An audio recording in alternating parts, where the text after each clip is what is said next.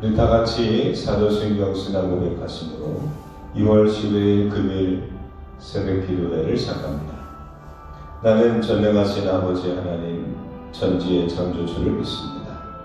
나는 그의 유일하신 아들 우리 주 예수 그리스도를 믿습니다.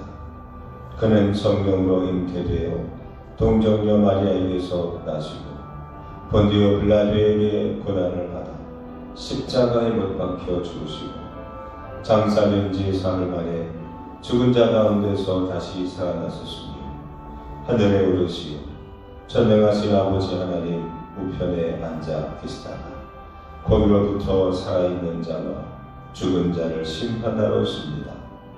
나는 성령을 믿으며 거룩한 공교회와 성도의 교제와 죄를 용서받는 것과 몸의 부활과 영생을 믿습니다.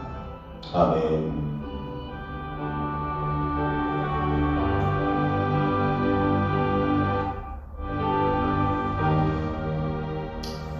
오늘 함께 읽으실 말씀은 창세기 23장입니다. 창세기 23장. 창세기 23장. 말씀의 제목은 모든 슬픔에는 뜻이 있다 라는 제목입니다. 모든 슬픔에는 뜻이 있다. 창세기 23장 1절서부터 20절까지 말씀입니다. 제가 읽겠습니다. 사라가 127세를 살았으니 이것이 곧 사라가 누린 횟수라.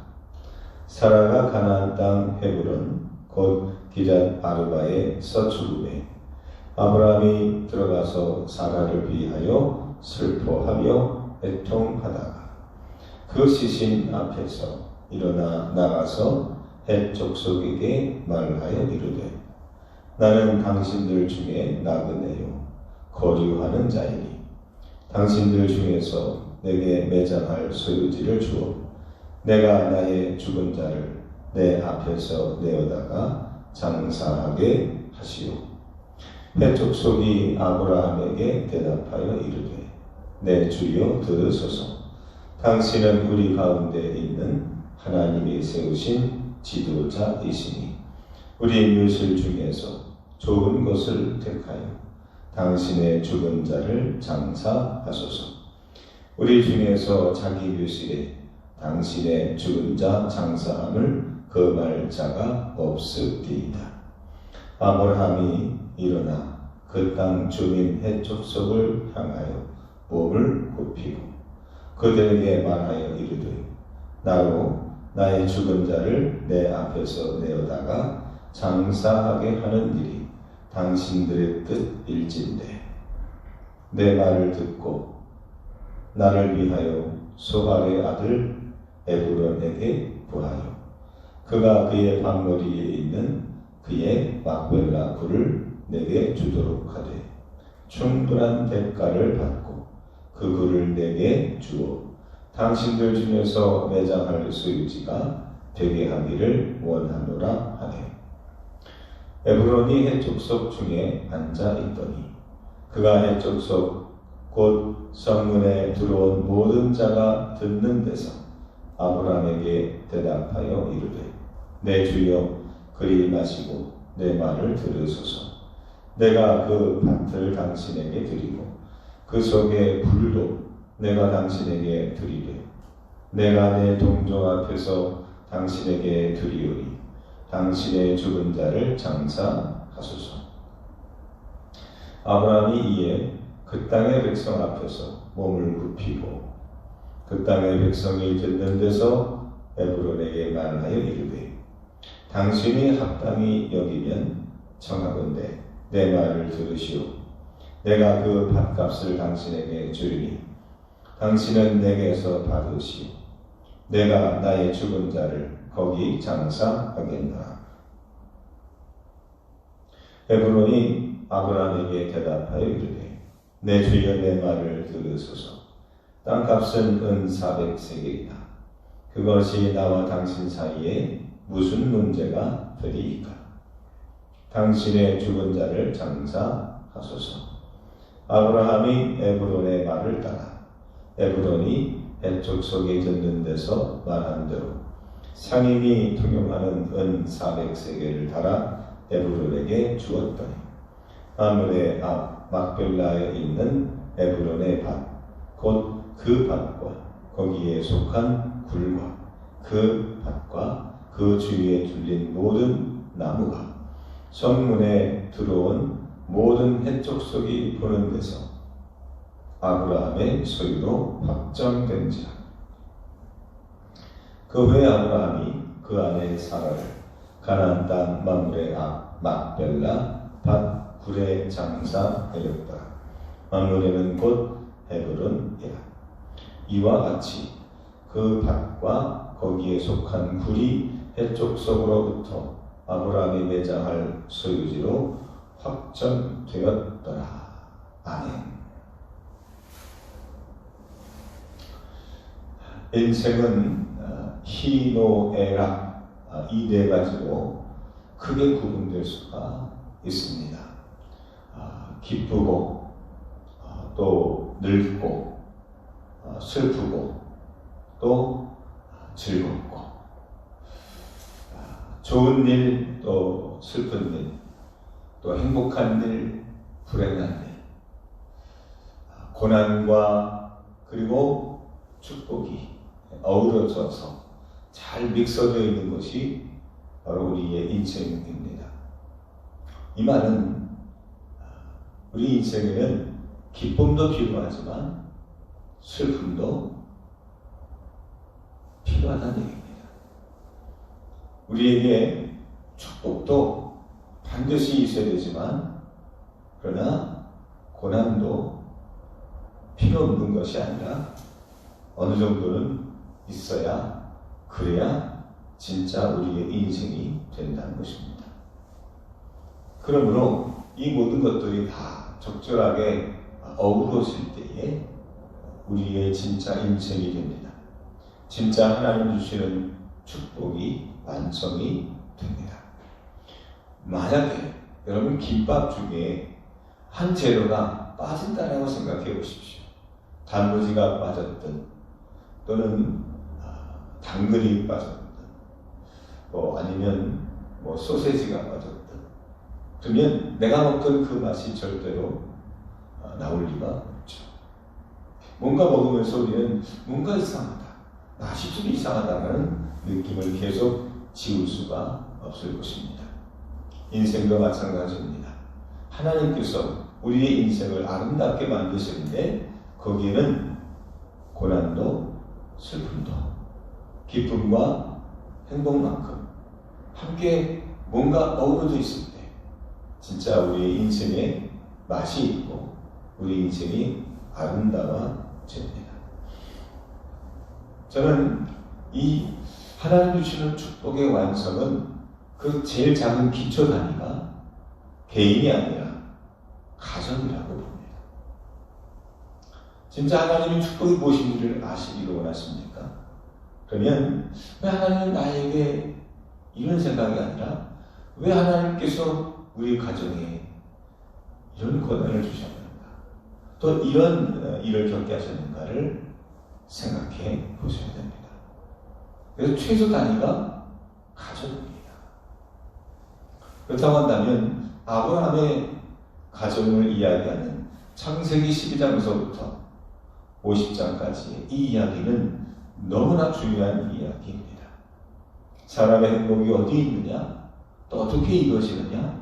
하나님은 어떻게 우리를 사랑하시느냐를 우리는 아브라함의 가정의 이야기를 통해서 읽을 수 있는 것처럼 나에게 하나님은 어떤 축복을 계획하고 계시고 지금 이루고 계시는가를 살펴보려면 내가 아니라 우리 가정이 하나님이 어떻게 하고 계시는가를 살펴보면 우리는 짐작해야 할 수 있기 때문입니다.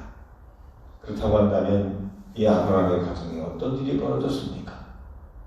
사라가 죽었습니다. 사라가 누굽니까? 아브라함의 아내입니다. 그 누구보다도 끔찍이 사랑하는 애완이 곁들고 많은 정도 들고 그리고 127세를 살았다고 하니까 못해도 100년 이상은 함께 살았던 인생의 동반자요, 친구요, 반려자요, 그리고 가장 아브라함에게 큰 힘이 되는 사람 아니었겠습니까? 그 사라가 죽었습니다. 이것은 슬픔이지 않을 수가 없었습니다. 그래서 오늘 2절 말씀에 보면 아브라함이 들어가서 사라를 위하여 슬퍼하며 애통했다라고 했습니다.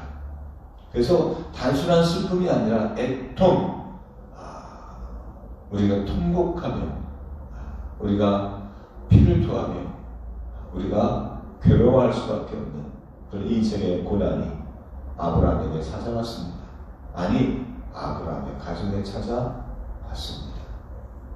그렇다고 한다면 이런 슬픔을 왜 주셨을까요? 더 본론적이고 원론적인 문제로 들어간다면 왜 인간에게 하나님은 죽음이라는 것을 피할 수 없게 만드셨을까요? 왜 특별히 이렇게 우리는 그 죽음을 맞이하게 하셨을까요? 우리는 살아가면서 가장 큰 스트레스와 인생의 충격은 가족의 죽음입니다. 사랑하는 가족이 가야 될 그 길을 걸어가게 됐을 때, 특별히 아직 준비가 되지 않았는데 너무나 안타깝게 우리가 그 죽음을 맞이해야 되고 우리가 그걸 겪어야만 할 때 인간이 당하는 충격은 이루 말할 수가 없습니다. 왜 나에게 이런 일이 벌어집니까? 그 이유는 거기에도 하나님의 뜻이 있기 때문입니다. 우리는 그 죽음을 통해서 뭔가 하나님의 뜻을 배우게 되고, 그리고 그것이 우리 가정을 향한 또 다른 하나님의 계획이 있음을 우리는 깨달을 수 있어야 합니다. 오늘 말씀에 보면 8절 이런 말씀이 있습니다. 그들에게 말하여 이르되 나로 나의 죽은 자를 내 앞에 내어다가 장사하게 하는 일이 당신들의 뜻일진데 내 말을 듣고 나를 위하여 소알의 아들 에브론에게 구하여 막벨라 굴을 사게 됩니다. 정확히 말하면 그 굴이 있는 그 지역과 밭과 그 나무 모두를 사게 됩니다. 그렇습니다. 우리가 장사하는 일을, 장사하게 되는 일들은 어떻게 보면 그냥 사람을 시신을 묻는다는 차원이 아니라 그 이상의 어떤 의미가 있지 않겠습니까? 오늘 9절 말씀에 보면 후반절 이런 말씀이 있습니다. 당신들 중에서 매장할 소유지가 되게 하기를 원하노라. 매장할 소유지, 즉 지금까지는 나그네로 살았지만 처음으로 아브라함의 가정의 이름으로 땅이 생기는 사건과 계기가 되었습니다. 그것이 어디다? 막벨라. 막벨라의 이름은 뭐냐? 19절의 말씀을 보면 막벨라는 곧 헤브론이라. 헤브론.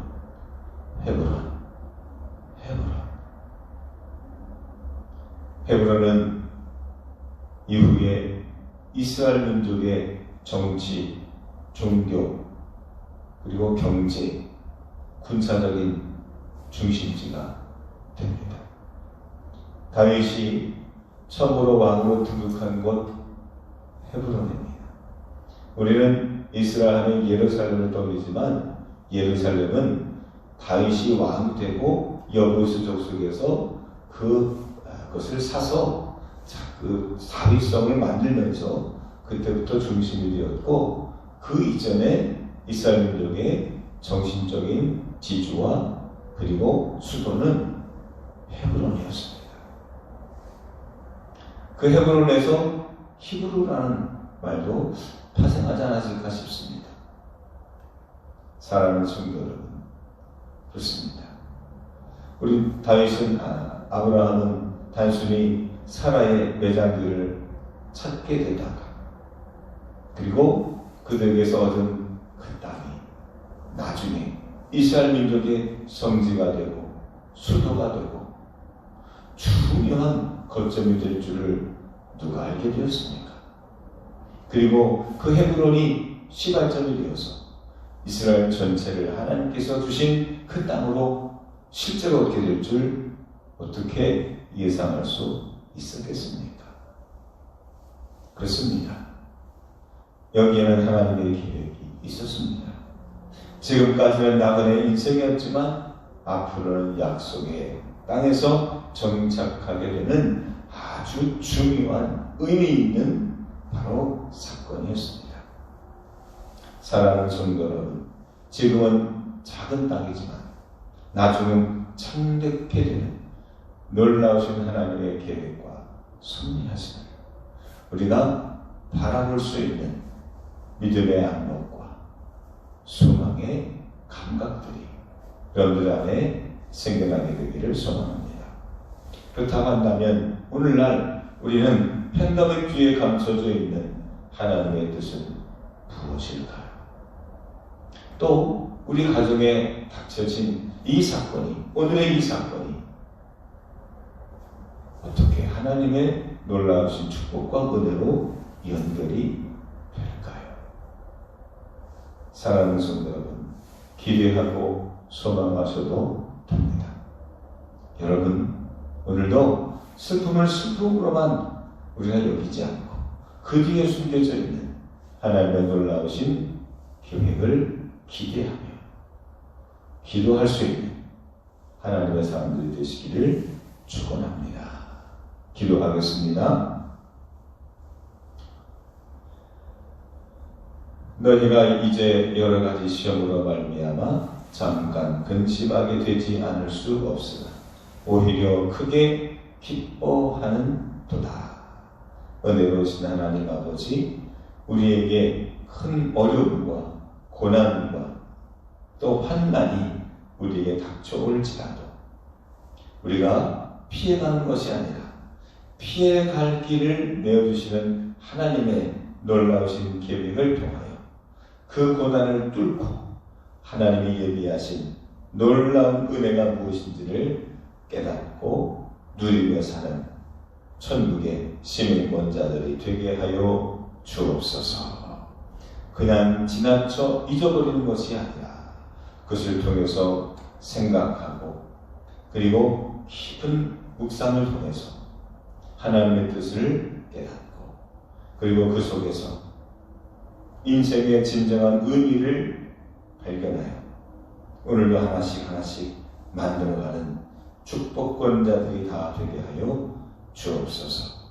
왜 하나님께서 이런 팬데믹 코로나 사태를 주셨는지, 또는 왜 우리 가정에, 우리 내 주변에 이런 아픔들을 겪게 하셨는지 도저히 다 완벽하게 이해할 수는 없지만 우리는 어렴풋이 거기에는 하나님의 뜻이 있고 하나님의 놀라우신 선하신 계획이 있음을 깨달아 알 수 있도록 우리가 더욱 기도와 말씀을 통해서 성숙하게 하여 주옵소서.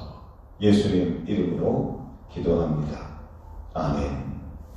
하늘에 계신 우리 아버지 이름을 거룩하게 하시며 아버지의 나라가 오게 하시고 아버지의 뜻이 하늘에서와 같이 땅에서도 이루어지게 하소서. 오늘 우리에게 일용할 양식을 주시고 우리가 우리에게 잘못한 사람을 용서하여 준 것 같이 우리 죄를 용서하여 주시고 우리를 시험에 빠지지 않게 하시고 악에서 구하소서. 나라와 권능과 영광이 아버지의 것입니다. 아멘.